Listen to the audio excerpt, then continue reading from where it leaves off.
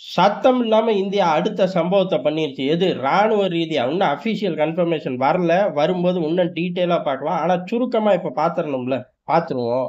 ஆனா அதுக்கு முன்னாடி நமக்கு பஞ்சாயத்தான இடம் எது அப்டின்னா, ஆட்டோமேட்டிக்கா இந்த சீனா, பாகிஸ்தான் பயலுக இருக்கக்கூடிய அந்த ஜோன் தான்டா. எப்ப பாரு நமக்கு தொல்ல.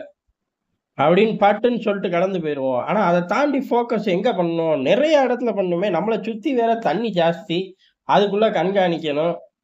ட்ரேட் ரூட்ட பாதுகாக்கணும். அந்த பகுதிக்குள்ள அமெரிக்க பயல வரவுடாம பார்க்கணும். இப்படி ஒவ்வொரு காலகட்டங்கள்லயும் ஃபோக்கஸ் மாறிக்கிட்டே இருக்கும். ஆனா சொல்லப்போனா 4 திசையிலயும் எல்லா நாட்டுக்கும் ஆபத்து இருக்கு. இந்தியாவுக்கும் ஆபத்து இருக்கு.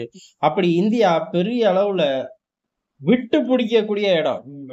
ஒரே அடியா விடல.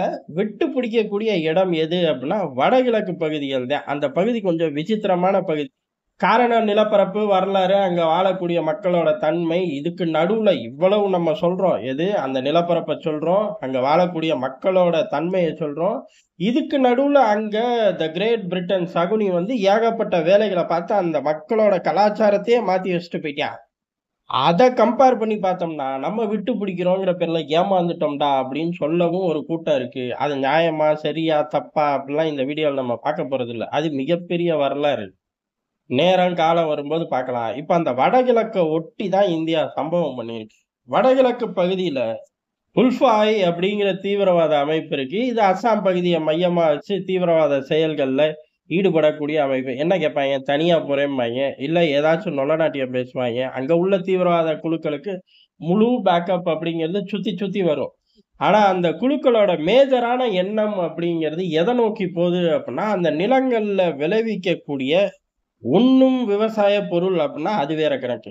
இவன் வைக்கிறது பூராமே வில்லங்கமான பொருட்கள் தான். போதை வஸ்துக்கள் தான். இது இன்டர்நேஷனல் ட்ரேட் ரூட்ல நல்ல டிமாண்ட். அதனால இத வச்சுக்கிட்டு ரவுடித்தனம் பண்ணிக்கிட்டு, உள்ளூர் பஞ்சாயத்த பண்ணிக்கிட்டு அவங்க ஊர்ல. ஒரு பஞ்சாயத்து தலைவரா சுத்தி அதுக்கப்புறம் அது முடியலன்னோனே காட்டுக்குள்ள போய், அந்த காட்டுக்குள்ள இருந்து சேட்டைய குடுக்க, அவன மட்டும் ஒதுக்காம நிலத்துல இருந்தவனையும் சேர்த்து அடிக்க, உடனே எல்லா பயலுகளும் ஒண்ணு சேர்ந்து ஒரு கேங்கா மாறிப்போச்சு. அதுக்கப்புறம் செஞ்ச தப்பெல்லாம் ரெக்டிஃபை பண்ணி கொஞ்சம் கொஞ்சமா அதுலருந்து பிரிச்சு கொண்டு வரோம். இப்ப சமீபத்துல கூட பெரிய அளவு இந்த அமைப்பைச் சேர்ந்த ஆட்கள் ஆயுதங்கள போட்டுட்டு இந்தியா கிட்ட சரண்டர் அடைஞ்சார்கள். அப்படி ஒரு கூட்டம் சரணடைய, இன்னொரு கூட்டம் மியான்மர்ல தான் இவனுங்களோட பெரிய அளவு ஆப்பரேட் எல்லாம் பண்றது. அங்க தான் பேஸ் இருக்கு. அங்கேயும் இங்கேயும் வந்து போகக்கூடியதுதான் எல்லைகள் இருக்குடா அப்படின்னு யாரு சூட ஏத்தி சத்தியம் பண்ணாலும் அவன ஒத்துக்க மாட்டாய்ங்க. இன்னமும் அது பூரா ஒரே நாடு அப்படிங்கிற மாரி நெனப்புல இருக்கக்கூடிய பயப்பிள்ளைங்க ஜாஸ்தி. அப்ப எந்த அளவு சிக்கல் இருக்கும் அப்படின்னு பார்த்துக்கங்க.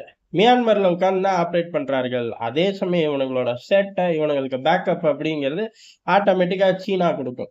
ஆட்டோமேட்டிக்கா அமெரிக்காவும் மறைமுகமா குடுக்கும். இந்த அண்ணன் அமெரிக்கா நேரடியாவும் சம்பவங்கள செய்வான். ஒரு டசன் ஏஜென்சிகள வச்சு பேக்கப்ப ரொட்டேட் மூலியமா வேற எங்கிட்டு இருந்து கடத்தி கொண்டு வந்து குடுத்துருவான். வடகொரியா கிட்ட இருந்தே ஆயுதம் வாங்கும். அமெரிக்காவோட மறைமுகமான 3ஆம், 4ஆம் கட்ட ஏஜென்சிகள் வடகொரியா கிட்ட இருந்து ஆயுதம் வாங்கி இங்க குடுத்துருவாய்ங்க.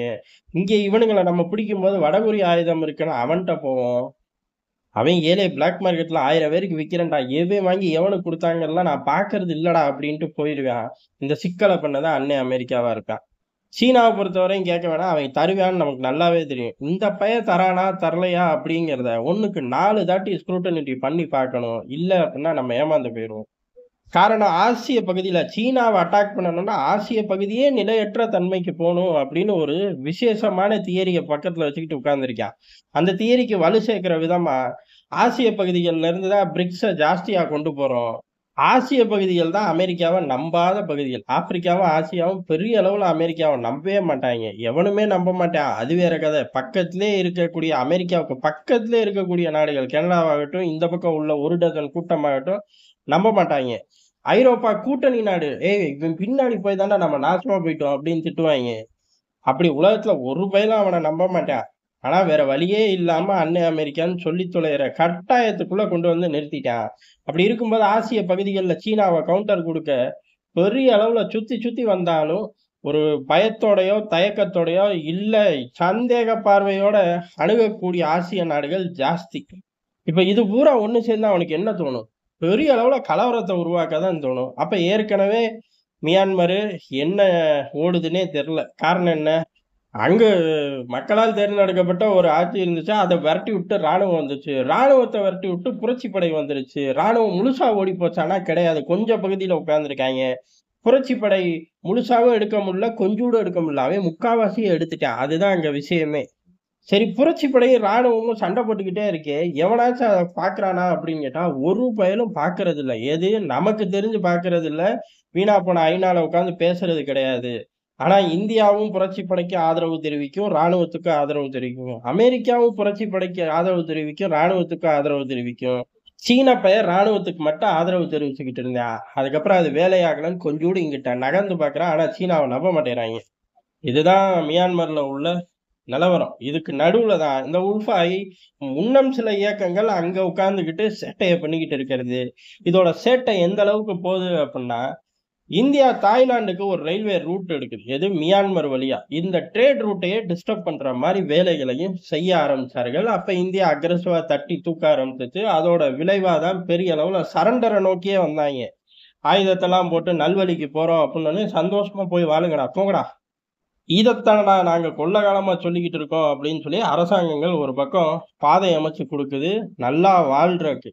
இன்னொரு பக்கம் அங்க ஆக்டிவா தான் இருக்கார்கள். அந்த ஆக்டிவா இருக்கக்கூடிய மியான்மர் பேஸ்ல தான் பெரிய அளவு சர்ஜிக்கல் ஸ்ட்ரைக்கை நடத்தி இருக்கோம். முழுக்க ஆளில்லா விமானத்தை வச்சு பெரிய அளவுல அங்க பேஸ தகர்த்ததாக தகவல்கள் தான் வருது. இன்னமும் நம்ம அரசாங்கம் அபிஷியலா சொல்லல, ராணுவமும் அபிஷியலா சொல்லல. ஏஜென்சிகள் தான் இப்போதைக்கு அக்ரெசிவா நியூஸ வெளியிட்டுக்கிட்டு இருக்கார்கள். வெஸ்டர்ன் ஏஜென்சிகள் கிடையாது. இந்தியன் ஏஜென்சிகள் தாறுமாறா பிக்கப் பண்றனால, இன்னும் கொஞ்ச நேரங்கள்ல மேபி அஃபிஷியல் ஸ்டேட்மெண்ட் வரலாம் அப்படின்னு பார்க்கப்படுது. இவனுங்கள ட்ரேட் ரூட்ட பாதுகாக்கிறதுக்கு தான் ஒட்டுமொத்த உலகமும் போராடுது. அந்த ட்ரேட் ரூட்ல ஆதிக்கம் செலுத்த தான் சீனா சம்பந்தமில்லாத பகுதிகள்ல எல்லாம் தலையிடுறது. உலகம் பூரா ராணுவ பேஸுகள உருவாக்கி அமெரிக்கா எதுக்கு வச்சிருக்கு அப்படின்னா, ட்ரேட கண்ட்ரோல் பண்ணா போதும். நிலப்பரப்புல போய் கொடி ஏத்தி கவர்னர் போட்டு ஆள்ற முட்டா பயக பிரிட்டன் தான், நம்ம கிடையாது அப்படின்னு சொல்லக்கூடிய நாடு அவன். அப்ப நம்மளோட ட்ரேட் ரூட் பக்கத்துல உள்ளது, நம்ம யூஸ் பண்றது, இதுகளையெல்லாம் நம்ம பாதுகாக்கணும். பெரிய அண்ணனா நடந்துக்கணும் அப்படின்னு இந்தியா மாரி கொள்ளகாலம் ஆச்சு. அப்ப மியான்மர்ல உட்கார்ந்து ஆப்பரேட் பண்ண மட்டும் விட்டுருவோமா அப்படின்னு கேட்டா, விடமாட்டோம் அப்படிங்கிறதுக்கு தான் இந்த சம்பவத்த பண்ணியிருக்கோம். இன்னும் அஃபிஷியலா வரல. என்ன மாரியான ஆயுதங்கள், எந்த படை போச்சு, இது எதுவுமே தகவல்கள் இல்ல.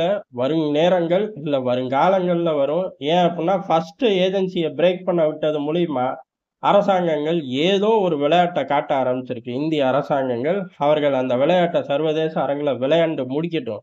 அதுக்கப்புறம் பேர் சொல்ல விரும்பாத அதிகாரி டெல்லியிலே இருப்பார். அவரு சொன்னாரு அப்படின்னு ஏஜென்சிகள் வெளியிடும். இல்ல அவரே நமக்கு சொல்லுவாரு. "டேய் ரொம்ப பேசாதடா" அப்படின்னு கீழ வந்து சொல்லக்கூடாது. அப்ப நம்மளும் இங்க விரிவா பார்ப்போம். அதே மாரி அன்னை அமெரிக்காக்கு தமிழ் எப்படா தெரிஞ்சுச்சு, கத்துக் குடுத்தீங்க அப்படின்னு நம்ம ஆட்கள் நெறைய பேர் வந்து கேட்குறீங்க. அன்னை அமெரிக்காவுக்கு தமிழ் தெரியுமா, தெரியாதான்லாம் நமக்கு தெரியாது. ஆனா முதலாளிய பொறுத்தவரையும் சரி, அன்னை அமெரிக்காவோட 1 டசன் ஏஜென்சிகள பொறுத்தவரையும் சரி, நம்ம கற்கால மொழிகள்ல பேசினா கூட கண்டுபிடிச்சிருவாய்ங்க. அவனுங்களுக்கு எதிரா பேசுறோமா, ஆதரவா பேசுறோமான்னு. அதனால தான் வண்டி ஓட முடியுது. அதையும் தாண்டி இப்ப நம்ம சமகாலத்துல போடக்கூடிய வீடியோக்களே, அவனே ஆட்டோமேட்டிக் டிரான்ஸ்லேட்டர்லாம் கொண்டு வந்துட்டான். அதே மாரி சமகாலம் அப்டின்னா இப்ப நடக்கிறது அம்புட்டுதான். நம்ம ஆட்கள்ல இதுலயும் டவுட் வந்துருச்சு. நமக்கே குழப்பம் வந்துருச்சு. நம்ம எதுவும் பின்னாடி போய் பழைய மொழி பிளாக் அண்ட் ஒயிட் மொழிய எது பேசி வச்சுட்டோமோ அப்படின்னு. இல்லையே! அதெல்லாம் ஒண்ணும் கிடையாது. இது இப்பயே புழக்கத்துல இருக்கே! அப்டின்னா கிண்டல் பண்ணார்களா? இல்ல உண்மையா கேட்டார்களான்னு தெரியல. இருந்தாலும் சொல்லி வச்சுருவோம். ஏலே அப்பன்னா நீ என்னடா ஹார்ட்டினும் குடுக்க மாட்டேங்கிற, பதிலும் சொல்ல மாட்டேங்கிற, வெறும் லைக் மட்டும் போட்டு ஓடுறியோ! அப்டின்னு கேள்வி கேட்பாடு வந்துறக்கூடாதுங்கிறக்காகவும், அதுக்கப்புறம் அஃபிஷியலா இந்திய அரசாங்கங்கள் கன்ஃபார்ம் பண்ணும்போது, இந்த விவகாரத்த விரிவா பார்ப்போம்.